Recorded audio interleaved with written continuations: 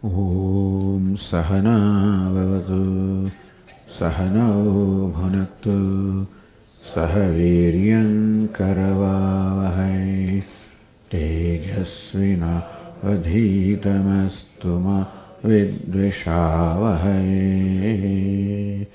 Om Shanti Shanti Shanti. Om Purnamada Purnamidam Purnat Purnamudachyate Purnasya Purnamadaya Purnamevavashishyate. Om Shanti Shanti Shanti. Shruti Smriti Purananam Alayam Karunalayam Namami Bhagavat Padam Shankaram Loka Shankaram Shankaram Shankaracharyam Keshavam Badarayanam Sutra Bhashya Kruto Vande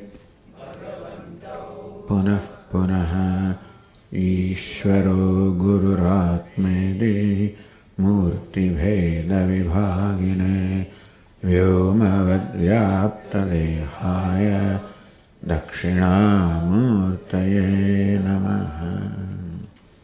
Shanti Mantra.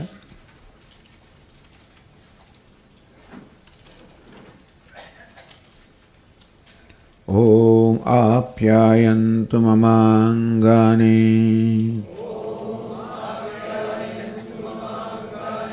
Vak Pranaschakshushrotramatho Balamindriyani cha sarvani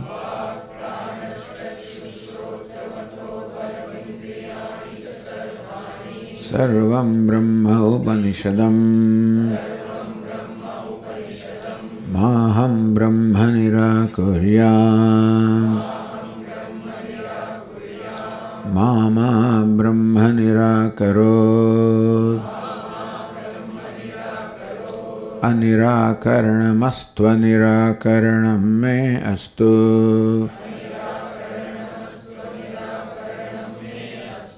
Tadatmani nirateya upanishatsu dharmaha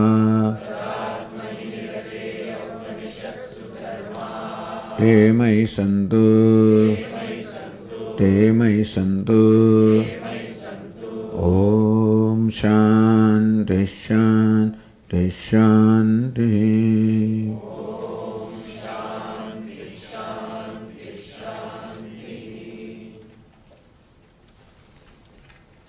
Passage 15.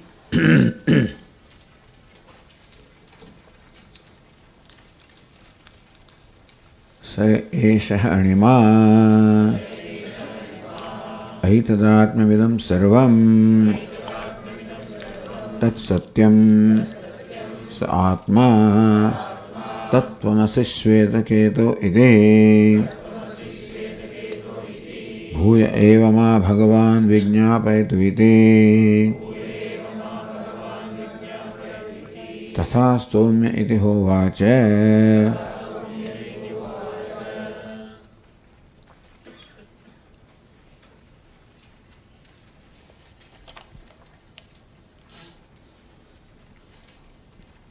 This statement Tattvamasi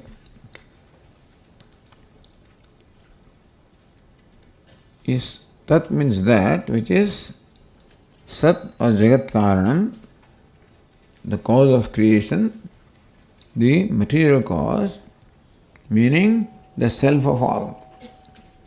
Clay is the self of the material cause, is the Atma or the self of the effect. So clay is the Atma of all pots and pans. What is Atma? The essential nature. What is the pot? So that is why it was said that by knowing the material cause you as well know everything, because of the pot. What is the essence of clay? And that is Atma, and therefore by knowing the clay the pot is known. But then clay is the Atma of this pot and this pot. And even this thing also. So clay or the material cause is the essence, the self and the Atma of the effect which is name and form. So Sat is the Jagat Karanam, the material cause of all the names and forms. Therefore, Sat is the self of all, the self or essence of every name and form. And that thou art. You are the self of all. You are the cause of the creation. You are the Adhishthanam, the substrate of the entire universe, upon which the names and forms are superimposed. So thus, the teacher is making the disciple aware of his dimension. You are not what you take yourself to be, a little helpless creature confined to this body, mind, sense complex, subject to birth and death. So you take yourself, that is why we take ourselves to helpless creatures. And that's going to be so. If I am the body, certainly I am insignificant. If I am the mind, I am insignificant. So, shows how significant you are. Not at the level of body, not at the level of mind, not level of intellect.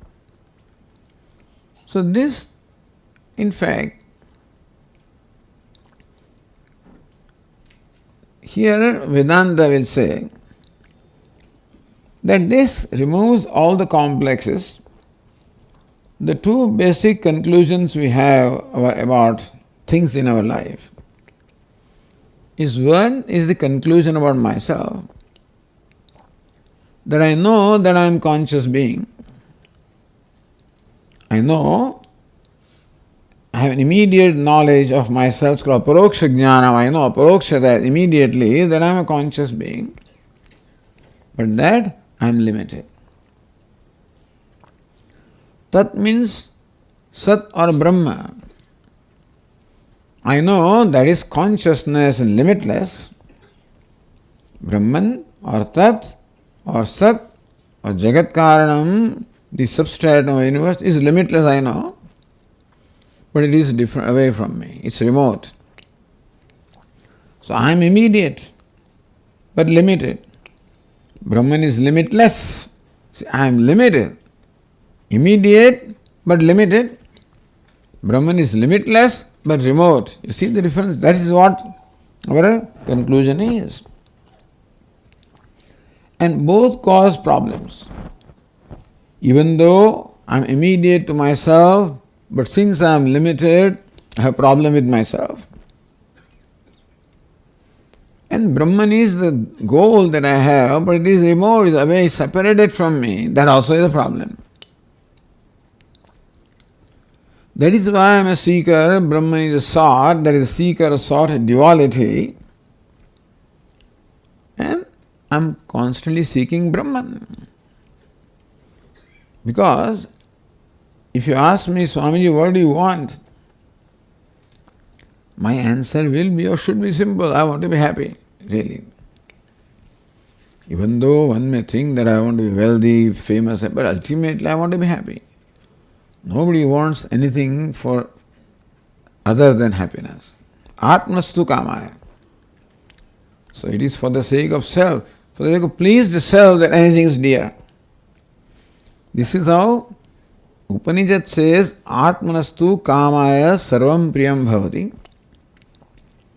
That whatever is dear to me is because the self is dear to me. To this, our Swamiji added one qualification, that anything is dear to me for the sake of please the self, not just the self. That please self is happy self. So when I am happy, when I am pleased. So for the sake of happiness, but happiness being located upon the self, it is for the sake of pleased self that anything is dear to me. All I want in my life is to be pleased self, happy self. How much happiness do you want? This much? That much? That much? Oh, I want boundless happiness. How long do you want to be happy? For 1 minute every day? 1 hour every day, 24/7, all the time. I want boundless happiness all the time. Where do you want to be happy? As long as you are on the bank of the Ganges, you are happy. When you move away, you are unhappy. No, I want to be happy here, there, and everywhere. So if I ask what it is that I am seeking in my life, the answer is very simple. I want happiness which is boundless, happiness which is not confined to a given place, happiness not confined to a given time, happiness that is free from the limitation of time, place and condition. The boundless happiness free from the limitation of time, place and condition. That's called Brahman. So Brahman is knowingly or unknowingly, each one of us is only seeking, Brahman is seeking to be Brahman. But right now, what is my understanding? Brahman is limitless, happiness, but is away from me. I have to find it, I have to reach it, I have to become it. So constant becoming what I am not, reaching where I am not. And this is the struggle like the 10th man seeking the 10th man. There is a Tattvamasi. 10th man is seeking that. Therefore, this our life struggle would never end. Would never end. Even if you are the most successful person in the world, the wealthiest one, the most famous one, the most powerful, even then, regardless of what the achievement is going to be limited. Because that's the nature of things. There can be satisfaction momentarily when your desire is satisfied, then again you discover this is not what you want. So this one says Tattvamasi, that I am conscious being all right but I am limited, and Brahman is limitless but away from me. Both these notions knocked off by one sentence, Tattvamasi. Meaning you are that and that you are. Tattvameva tvameva tat. You are that and that is you. This is both way equation, not one way. Vedantin takes this equation both ways. Tat is tvam and tvam is tat. You know what it says? Tattvam asi. You know what is asi? Asi means you are. It is a verb of present tense. As means to be, asi means you are. You are Brahman. Not that you will become Brahman. You will be Brahman. When you say you are Brahman, that means that it is simply revealing an existing fact about you. The teacher or Upanishad reveals an existing fact about me. He says, you are Brahman. I am Brahman. We will come to you are Brahman. Meaning that Brahman is not remote, Brahman is not away from you that you think. And Brahman is you. If Brahman is limitless, Brahman is you are limitless. Meaning that you are not limited entity that you think you are, and Brahman is not away from you that you think you are. See, these two things in our life create a constant struggle. In one statement, it knocks off both these notions and makes me free. So that means that I will see that I am Brahman, not that I have to become. I am Brahman, there is nothing to become. Not only that since I am consciousness, I don't have to experience Brahman. What I am experiencing is Brahman. Because I am experiencing myself anyway. I am experience of the nature of experience. So this notion that you would experience something, I am waiting for an experience. What is Vedanta? What is knowledge? Knowledge is understanding the experience. So there is a process of creating experience. This is the process of understanding the experience. Because what is Brahman, therefore what you are experiencing is Brahman. And it is not that what you are experiencing is different from you, that there is a duality of the experiencer and experienced. You are that experience, and you are Brahman, and you are self-conscious, self-revealing, and therefore constantly experiencing yourself, if you want to say that. So first of all, the mind should become free. That ought to experience something, or to become something. Some change, nothing has to happen. I don't need to change myself to become Brahman. I don't need to become something to be Brahman. I don't need to reach something to become Brahman. I am Brahman. Then this does raise questions. This is called, when doubts are raised based on what my present notions are.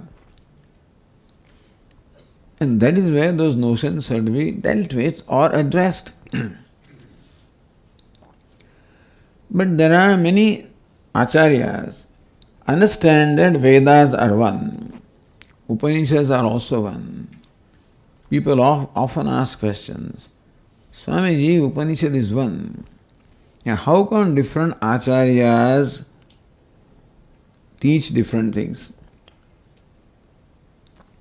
That evening we said that our Anjaneya or Hanuman ji says, Deha buddhyatva dasoham, Jiva buddhyatva dam shakaha, Atma buddhyatva mevaham, iti me nischita matihi. That from the stand when I am identified with the body, I am your servant. When I look upon myself as a jiva, I am a part of you. When I see myself as Atma, I am you. So these three principal views obtained in India, Hinduism, where when Acharya says that I am the servant of the Lord. So this statement, Tattvamasi, also is amazing. It's a such simple statement. We would think that it does not, but it is interpreted in various ways. In fact, in the commentary on Dakshinamurti Stotra in Manasollasa, Sureshwaracharya explains in many ways this interpretation of Tattvamasi. But this Tattvam is taken as one word, as a compound word also by some. And somebody says Tattvam is a Tat Purusha Tasyatvamasi. Not that you are his servant. Or Tasmin Tvamasi, you are in it, that is an ashraya, you are a part of it. And Vedanta is Tattva, you are that. So this one statement is interpreted in different ways. Why is it so? Because you go to the scriptures with already a preconceived conclusion. And you see what you want to see. Even the Tatparya Nirnaya, what we call the determination of what is intended, what is it that the Vedas want to convey. Different people come with different interpretations. The Mimamsaka say that Veda says that karma is the means and swarga is the end. So this is their interpretation of Veda. Hey, what about all this? You are Brahman, that's all. It is meant for meditation. So when you are performing karma, meditate, I am Brahman, and then perform karma. Then your karma will be more efficacious. So they simply interpret all the Upanishads Arthavada. But then there are so many Vedantic teachers who also have, last night we were talking about, somebody asked about this avatar of Lord Krishna. So we explain how Lord Krishna wields an upadhi, meaning that he chooses what the embodiment will be in which he will be manifest. So what is the nature of the body of Lord Krishna? Vedantin says it is Maya. Sambhavami Atma Maya. So the upadhi of Lord Krishna is Maya, and therefore Vedanta says it is pratibhasika. It's an appearance. So appearance will look different. So no, appearance are two kinds. One is rope snake appearance. Other is the appearance of the mirage water in the sand. It appears equally. Even after knowing that it is mirage water, it continues to appear. The perception remains, even though you know that it is mithya. Similarly, Lord Krishna's upadhi is perceived by everybody. Just because it is pratibhasika doesn't mean it is not perceived. This is Vedanta says. So that non-duality is not affected. You follow? If Lord Krishna is a paramadika satta, then there are more than one sattas. But bhaktas don't like that. Bhaktas say that Lord Krishna's body is chinmaya, is Satchidananda. That is paramadika, you know. So if Lord Krishna's upadhi is paramarthika, in that case, there is duality. Because then only Lord Krishna can be really Lord only when his upadhi is Satchidananda. And we are different. I am a jiva. So Jiveshvara Bheda. Then Ishvara is different and I am different. Only when you accept that difference, then you can assign Satchidananda body to that and this, flesh and blood to this one. And so this is how then you arrive, once you assume this, and then you work out all these equations, from the Upanishads. Interpret all sentences in a certain way to arrive at this conclusion. So Acharyas go with the conclusion that I am part of Brahman. And they interpret all statements. There are enough statements available in Upanishad for whatever interpretations you want. That is also interesting. Because Upanishad is a teaching. Then we have derived a structure called Advaita Vedanta, etc. It's all our derivation from the teaching of the Upanishads. And therefore it is quite likely that all the statements may not strictly follow. Then they need to be interpreted. So Vedanta, Advaitin also will interpret several statements which look like Dvaita into Advaita. And Dvaitins will interpret statements which are clearly Advaita as Dvaita. That's why you use your intelligence in Vyakaranam, Tarka, etc., etc. And then, so therefore every Acharya has their own prakriyas of explaining. But our Swami would say, what's the point in saying that you are different, I am different? That I know anyway. Duality is something which you already know. So what does Upanishad, where is the pramanya, uniqueness in Upanishad? It says you are limited. If that is what it says, that I already know. So no point in approaching scripture, in knowing something that is already known by other sources of knowledge. This is pramanam, which is called apurva, a unique thing. It reveals something unique which cannot be revealed by any other pramanam, any other means of knowledge. So perception seems to talk about duality. He says this is duality is real. Then what new are they saying? Its uniqueness is when it gives me an insight which is not available to me. As I said, non-duality is that which completely makes us free and releases us from all traces of pain. So this Tattvamasi is a long discussions. But then Tat, as we say, it is Brahman, but that is Ishvara, omniscient, omnipotent, omnipresent, that is what we think. Who am I? A jiva, an insignificant entity, limited in every way. How can both be identical? So first question that arises in my mind, when I am listening to the teacher, everything is clear to me. When I come back to my old habit, who am I? I am a little helpless creature.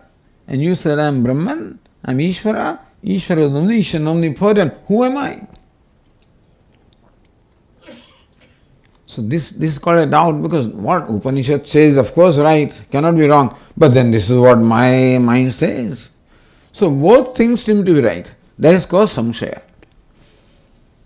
Samshaya or doubt is when two opposite things appear to be right. You follow? And as long as this samshaya or doubt remains, there cannot be a settlement in knowledge. Even though I understand what Upanishad teaches, if this doubt is there in me, then my mind will keep on bothering me. And I cannot have an abidance in knowledge, steadiness in knowledge, even a conviction in knowledge. So therefore, to develop that conviction, it is important that all these samshayas or doubts that arise possibly should all be resolved. So Vedanta thus addressed this doubt. How can I be Brahman? How can a drop of water be? How can a wave be ocean? Tell me. Viditatmananda says, how can an atom be the mountain Meru? How can it be? How can a firefly be sun? Firefly also is a lighted object, sun. Where is firefly? I am a firefly, little thing. Ishvara is sun. I am just a drop of water. Ishvara is ocean. I am just a little atom. Ishvara is a mountain. How can they be one? Yes and no? Depends on how I judge myself. It is true that in dimension, an atom is a small little thing and a mountain is a huge thing from the standpoint of name and form, dimension. But the essence of atom is the same as essence of a mountain. Essence of a drop of water is the same as essence of ocean. Is it not so? So Vedanta teaches us constantly how should we evaluate ourselves. We keep on judging and measuring ourselves based on this embodiment, which is just an instrument given to me for manifestation. But if I have to judge myself, I have to judge myself based on what? Based on my essential nature. So Upanishad gives an example. Just as from a blazing fire, hundreds of thousands of sparks emerge, from a blazing fire, countless sparks emerge. So also from Bhagavan, he is Brahman, countless jivas emerge. So looks like you are a part of. So that passage is, I am like a part of Brahman. Ishvara is like, Brahman is like fire, we are all like sparks. So spark is different and fire is different. So one says you are small, limited, and Ishvara is limitless. So Jiva is different, Ishvara is different. Or spark is a part of fire. So you are a part and Ishvara is whole. You follow? Vedanta says spark is fire. Why this little insignificant spark is fire? How do you say that? So what is fire? Is it some kind of a dimension that you call fire? What do you call fire? This shape is called fire, then you can paint it. That's not fire. What is fire? Fire is the principle of light and heat. Ushnata and prakasha. Heat and light is the essential nature of fire, and that is what we call fire. Even if it is little, we call it fire. A big also is fire.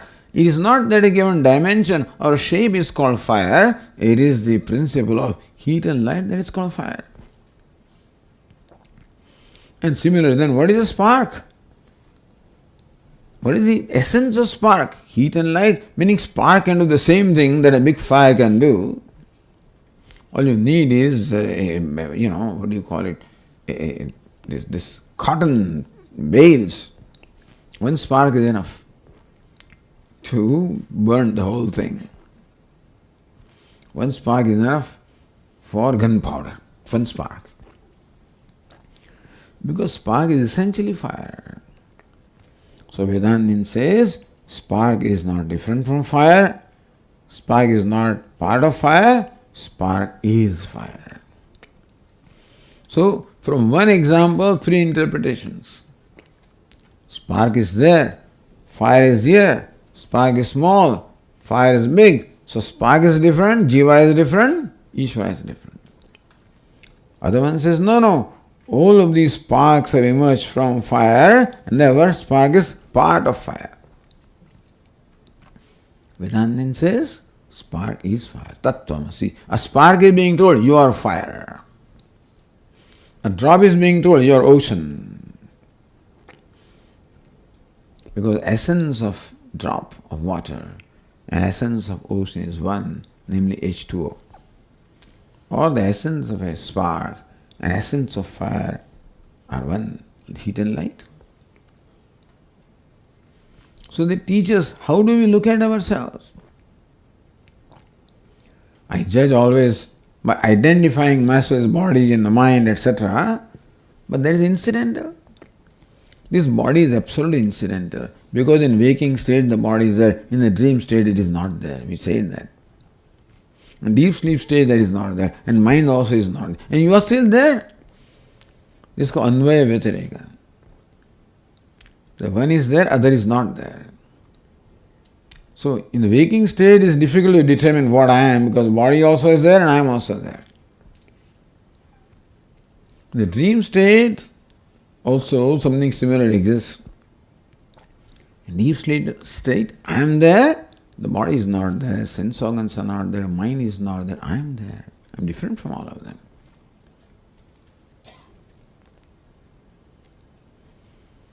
So thus it is necessary that as the doubts arise, they should be resolved on the basis of the teaching. But this is only revealing an existing fact about me that I am Brahman. Which means that the I has to be understood. So Vedanta always talk about karma sannyasa, Because in knowledge or in cognition, no karma is involved. Just a technical point, not very relevant, it has not come up here. But then, if you are already Brahman, then there is nothing to be done in life, isn't it? Because already what you are seeking, then what's the role of karma? The Karma Kanda section of Veda says do this and do that, etc. All this is in waste or what?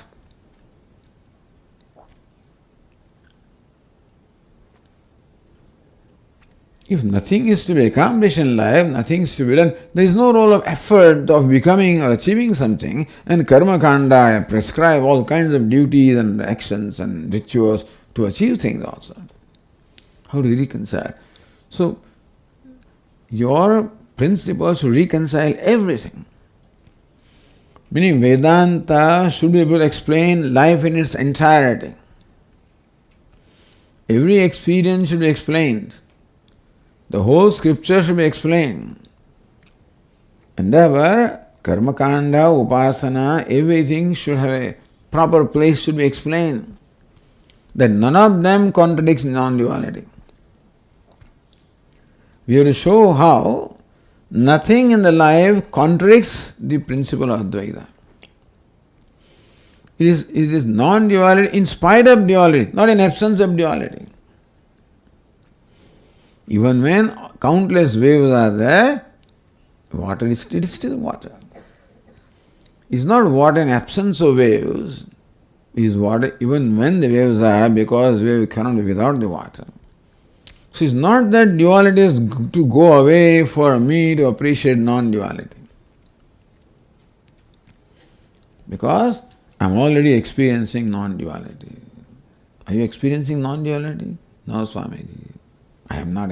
Are you experiencing non-duality? You are. But you have to make a note of it. You are experiencing yourself. You cannot escape from yourself, can you? We try, but you can't. All the escape, distraction are meant to escape from, not self, from the mind. But anyway, self is self-effulgent. And so in the discussion in Vedanta, everything is properly reconciled. Everything's places has shown. That Karma Kanda also has to play a role, Upasana also has a role. The knowledge also has a role. Yoga also has a role. Everything has a role. Has a place. Nothing is dismissed. All sadhanas are all right. Kundalini Yoga has its own place. Patanjali Yoga, own place. Hatha Yoga means Kundalini. Everything is okay in its own place. You should understand what it gives you and how it fits into your scheme of things, then you can do it with understanding. If the goal is clear as to what you are seeking, then you know how everything fits into the place.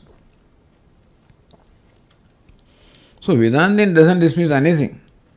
Not that he does everything either. You respect everything in its own place. So there is total reconciliation. Everything in life, nothing creates in you a reaction. But everything is in order. Because ultimately everything is non-dual, essence. And non-dual appears as various things. So let it be. Enjoy the appearance. If you know the appearance, then you enjoy it. If you take it as real, then there can be some kind of a feeling about this bunch of grapes. You know, there is just an appearance. You can enjoy it. For you to enjoy this doesn't have to be real. No, I can't enjoy Swami. Had it been real grapes, I would enjoy it. No, not necessarily. You can enjoy this bunch of grapes even when it is not real. How beautiful it is made, it looks so real. Even if it's ugly also, you can still find something good in there, Two sadhus were walking in Rishikesh. There was a dead dog lying. It's like, hey, one of those. Other sadhu says, look at his teeth, how beautiful they are. So, depends upon how your mind is. Whether mind is open to appreciate what is, then because Brahman is everywhere, what is beautiful, provided I knock off all my demands or concepts of what beautiful is. Only this face is beautiful and that is not. This color is beautiful, that is not. All that stuff is knocked off. Then, is this beautiful? And He alone comes in all these forms, so beauty alone comes in all these forms. What Vedanta teaches. This non-duality means this. It's not just some, only in meditation. It's in life also.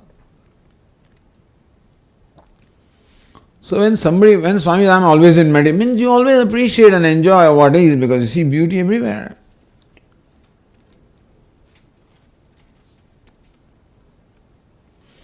So, next process is, so now let us proceed with the text, you see. So, now when having heard this statement, Bhuye ma Bhagavan Vijñāpayatu iti.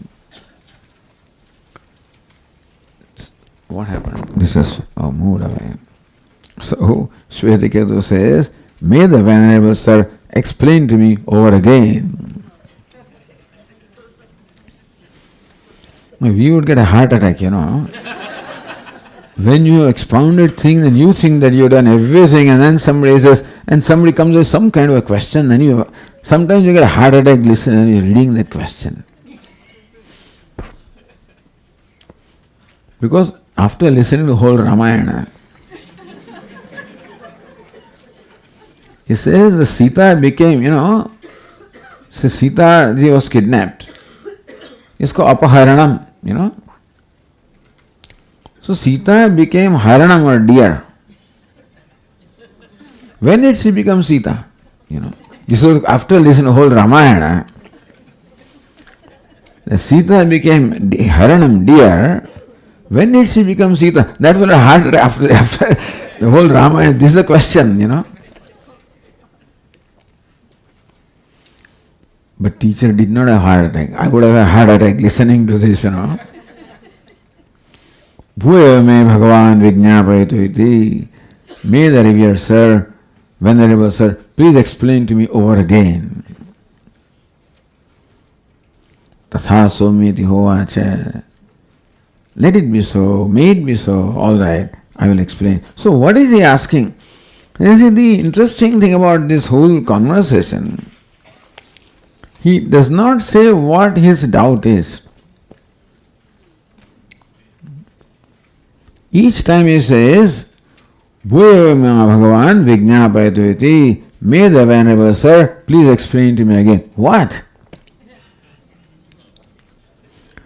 So now Shankaracharya constructs his question, what his doubt is. Based on what? Based on the answer given by the teacher. So teacher gives him an answer. Although the student did not clarify what his doubt is, from the answer of the teacher, we derive what the doubt would have been in the mind of the student. So if you do not read Bhashya of Shankaracharya, you can understand what the answer is. Therefore, says here Shankaracharya, here, Yat bhavaduktam tat sandigdham mama. What the Venerable said, sir said to me, with reference to that, there is this doubt in sandeha, this doubt in my mind. What's the doubt, my child? Ahani hani sarvaha prajaha sushupte sat sampadhyante iti. It is said, explaining deep sleep state, Sata somya tada sampanna bhavati. Said about deep sleep state that time the Jivatma becomes one with Sat. So every day in the deep sleep state you become one with Sat, meaning that you arrive at your own true nature.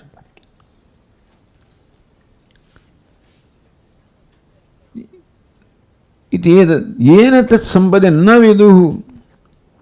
But even though they have become one with Sat, they have achieved the true nature which is Sat. How come they do not know? Na viduhu yat Sat sampannaha vayamiti. What is the reason why, in spite of having become one with Sat in the deep sleep state, that these jivas do not know that we are one with Sat? What's the reason? Iti. Ato drishtantena ma pratyayayatu iti. Here it is not by simply tarka or reasoning, but by drishtanta or illustration. So every argument is three elements. One is the pratigna called proposition. Other is a hetu called the reason. And third is called the drishtanta or the illustration. When you say wherever there is smoke, there is fire, you must give a drishtanta illustration as to where this is found. As in kitchen. So, as in kitchen is what? Drishtanta. Illustration for what? For establishing the principle that there cannot be smoke without the fire. So this drishtanta is easier to understand than even the simple reasoning or simple argument. So yukti is a reasoning. Teacher could have explained it with reasoning. But when a drishtanta illustration is given to us, then reasoning becomes very clear. It becomes much easier to understand when it is explained with reference to a drishtanta or illustration.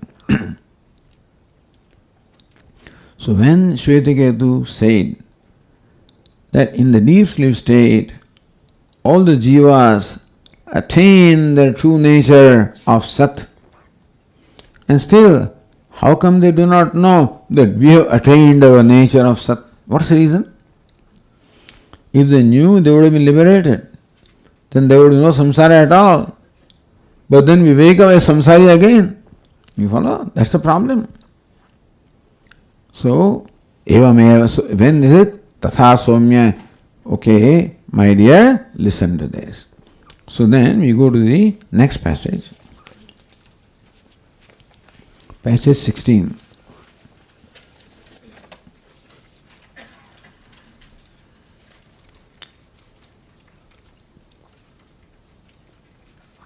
Yatha somya madhu madhukrutaha nistishthanti nanatyayana vrikshanam rasan samavaharam ekatam rasam gamayanti.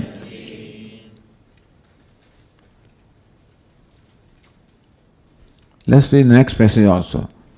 Te yatha tatra na vivekam labhante amushaham vrukshasya rasosmi amushaham vrukshasya rasosmi te evameva khalu somya imaha sarvaha prajaha sati sampadya na viduhu sati sampadyamahe iti. Yatha, just as. So that's the Drishtanta illustration. He Somya madhukrutaha. Madhu kurvanti iti madhukrutaha. Madhu means honey. Madhukrut means that which makes honey. What is that? That's a honeybee. The honeybee makes honey. It's interesting. You know how does it do? It says nanatyanam vrikshanam rasan samavaharam ekatam rasam gamayanti. This honeybee picks up the rasa or the juices from various flowers obtaining in various trees. So nanatyanam vrikshanam, vrikshanam of the trees, nanatyanam being in different directions, or trees of different species also. Different kinds of, it may be mango tree, a jackfruit tree, etc., etc. Various kinds of trees are there. In various directions are also there.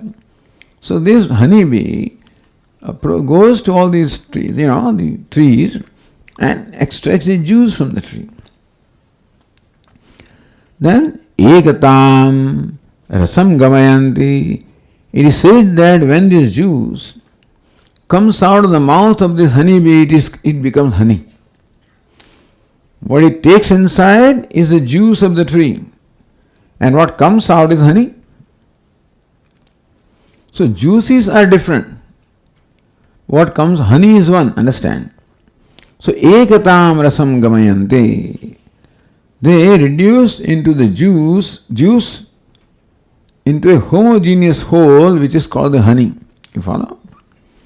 So what you see in a honeycomb is honey. Which is of one kind.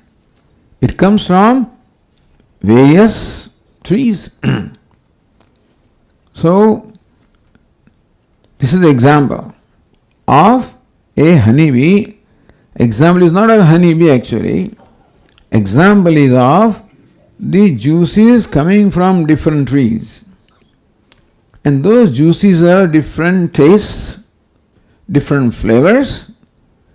However, when they become honey, when the honeybee converts these juices into honey, they all become one. Meaning that they all lose their distinction. When they come in, they are all distinct from each other. But by the time they enter the honeybee and emerge from the mouth of the honeybee, they all become one. So therefore, in a honeycomb, what we have is the honey. So next passage, Tiyatha tatra na vivekam labhante. Having become honey, these juices do not see the distinction. Amushaham vrukshasya rasosmi. Amushaham vrukshasya rasosmi. Now there may be juice from a mango tree. There may be juice from a jackfruit tree. That's the example given here. So, amushaham amrasya panasasya va vrukshasya rasosmiti. The juice comes from a mango tree. The juice may come from a jackfruit tree. Or many other trees are there of different species in different directions, meaning that the juice is of different tastes. Madhura, Amla, Tikta, Katuka. Some juice may be sweet, some may be pungent, some may be bitter, some may be sour. All of these things it collects. So all these juices of different tastes and different flavors, I guess, all of them are picked up by the honeybee. And all of them, so rasan samavaharam, by collecting all of them, gathering them, ekatam rasam gamayanti, they reduce them into one honey, which is one homogeneous, where all distinctions are lost. The whole idea is this, that in honey, the distinctions of the different juices are lost. Therefore, these juices do not realize I came, because all of them are now honey, they have lost their distinction. Therefore, now the juice does not realize that I am the juice from a mango tree, I am the juice from a jackfruit tree, doesn't realize. So this is illustration. How all distinctions and varieties are all reduced to one homogeneous thing. That's the example here. You follow? And how when it becomes homogeneous, then how you do not recognize the distinctions. Called Viveka. Viveka means recognition of distinctions. How they become all homogeneous one, and therefore they lose the distinctions, and therefore we do not recognize the distinctions. Imaveva khalu somya imaha sarvaha prajaha. So these prajas, all the jivas, they come to deep sleep state from different directions, from different species. The jivas are not only human beings, any kind. It's interesting to know that the deep sleep state of all living beings is the same. The deep sleep of a king is no different from the deep sleep of a beggar, is no different from the deep sleep of a dog, or a tiger, or a lion, or a wolf. The examples are given here. All these creatures are sleeping. Taya vyagro va, simho va, vruko va, varaho va, kito va, patango va, damsho va, mashako va. It may vyagra, it may be a tiger. Simha may be a lion. Vruko va a wolf. Varaho va a pig. Kito va an insect. Patango va what do you call it? It's butterfly. Damsho va a gadfly. Mashako va a mosquito. Some examples are given of all kinds of creatures of different species coming from different directions. Some are forests, some are here, all these fellows, including human being, of course. In the deep sleep state, all of them become indistinct. All of them in deep sleep state reach their true nature of Sat. Not only human being, mosquito also attains the true nature of Sat. Even a tiger also, and a lion also, and a wolf also. Some are very wild, some are very, some are very mild, and some are, all kinds of creatures are there. All of them lose all the distinction in deep sleep state. Deep sleep state is one because it is nirvikalpa, without vikalpa, without any distinct state. You can call unmanifest state. Similarly also, and thus, just as those juices do not recognize the distinction that I am a juice from this tree and that tree because they are all converted into one honey which is one homogeneous, similarly also all these jivas are reduced to one homogeneous what? Ignorance or causal state where they lose all the distinctions and therefore they do not recognize that I was a Swami, I was a human being, I was a lion, I was a tiger. Because, what's the reason? The reason is, as we already explained to you. The reason why in the deep sleep state that we do not recognize any distinction is because the faculties that are required to appreciate distinctions are not there. To appreciate distinctions, we require faculties. What faculty? Sense organs of perception. It is organs of perception that in fact enable us to appreciate distinctions of shabda, sparsha, rupa, sound, touch, taste, smell. In smell also variety of smells, sound also variety of sounds, variety of touch, variety of taste, variety of smell. Therefore, to appreciate the distinctions, you require sense organs of perception. And by themselves they cannot perceive, they also require the mind, so we require mind also. Thus, to appreciate the distinctions, we require sense organs and the minds. So these are the faculties with which we can appreciate distinctions that I am a human being, that I am a tiger, that I am a lion. It may not know these words. That thing doesn't know that I am a mosquito. So does the mosquito know that it's a mosquito? It doesn't know that word, I guess. But it knows what it is. That self-consciousness is there. A dog has a distinction from a cat, and see, when a dog comes across other dog, its behavior is of one kind. When the dog comes across a cat, its behavior is different. Is it not so? So somehow it knows that this is not me. This thing. Either you, even this dog is also not in my. The territorial thing is a different thing. It recognizes that this dog doesn't belong to my territory. Attack, drive him away. When a dog sees a cat, it attacks right away. And a cat sees a mouse, attacks. So they know that whether it knows that I am a cat and this mouse, but some self-consciousness is there that I am a cat and recognizes other cats also. And so they leave them alone.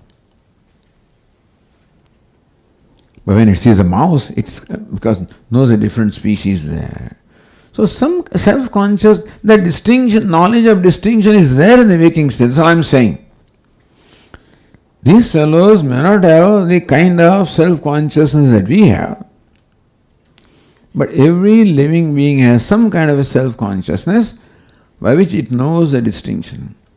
A mango tree's self-consciousness knows this distinction. So when it draws food from the earth, it draws what is required for a mango tree.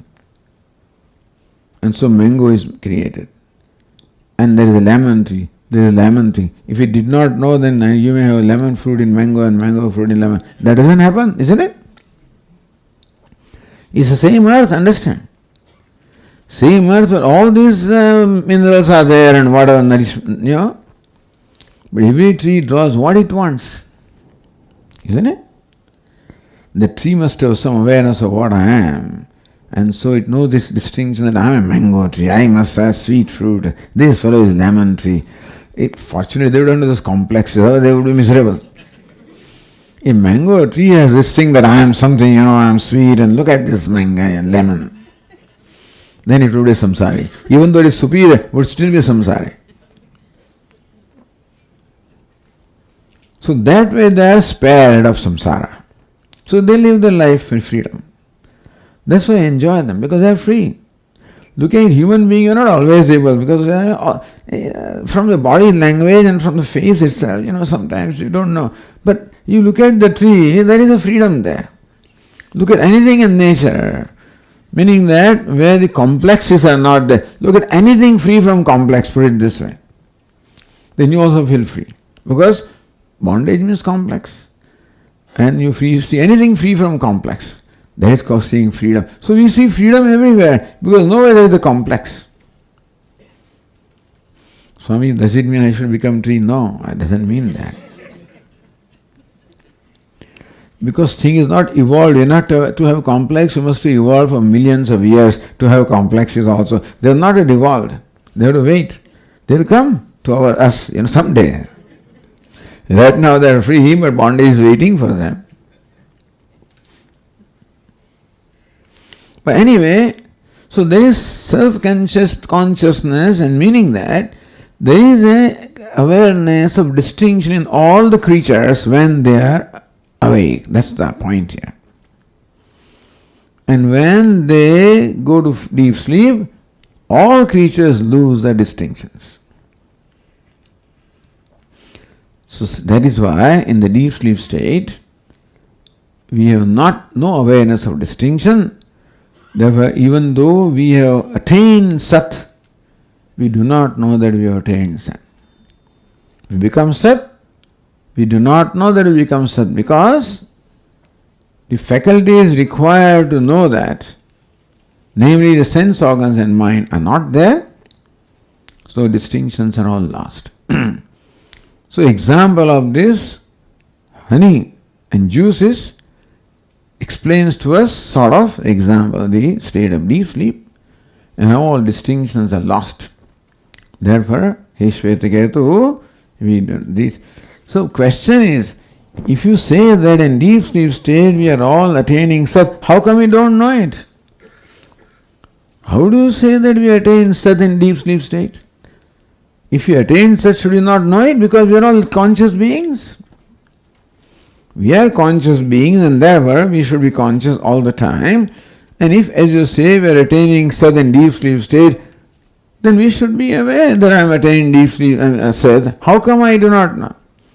So when I do not know, I doubt whether we attain or not. You follow? That's the thing here. Since in deep sleep state we are not aware that we attain Sat, the question, whether do we attain or not? Says yes, you can attain and still may not know the distinction. Like all the juices also attain the homogeneous state of being honey, and they lose the distinction. So also all creatures lose the distinction. Identity, thank God. People are fighting for identity. That is okay. That means complex. And in deep sleep state, there is freedom because there is no identity. Thank God. Anyway, you need identity to grow out of it. So first you have to have identity, and then we have to grow. It's not that that is why we give identity. All samskaras will impart identity. This fellow is running around, is no identity. You are a brahmachari. And so investigate ceremony is there, and he goes through all these samskaras, which last for several hours. You know why do these ceremonies last for so many hours?